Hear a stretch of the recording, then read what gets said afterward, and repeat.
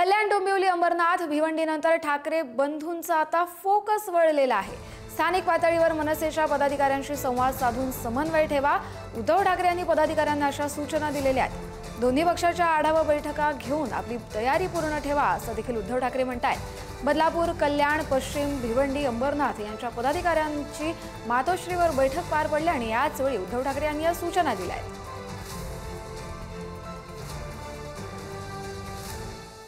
पद्मेश पवार आपले प्रतिनिधी आपल्यासोबत जोडले गेलेले आहेत। पद्मेश, आता उद्धव ठाकरे महापालिकेच्या कामाला लागलेत।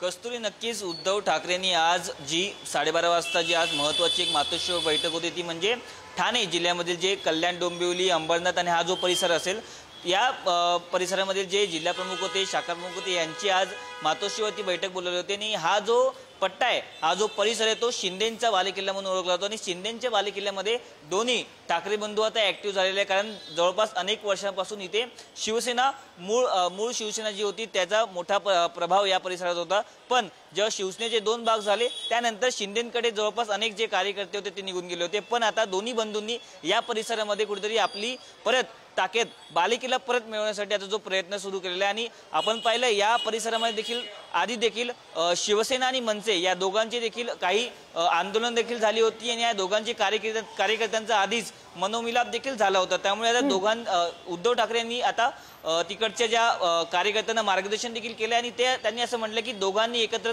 काम करा। काही जर तिकडचा भ्रष्टाचार असेल तर दोघांनी आंदोलन करा आणि दोघांनी मिळून हे एकनाथ शिंदे असतील किंवा त्यांची जी शिंदे सेना असतील किंवा प्रशासनाला जाब विचारा। कारण पलावा ब्रिजचं जे आंदोलन झालं आपण पाहतो आता ठाकरे बंधूंचा जो फोकस आहे तो विरोधकांच्या आणि विशेषतः शिंदेंच्या मतदारसंघाकडे वळलेला आहे। यापुढे कोणती पावलं उचलली जातात हे देखील महत्त्वाचं असेल पाहणं। पद्मेश, धन्यवाद तुम्ही दिलेल्या सविस्तर अपडेटसाठी।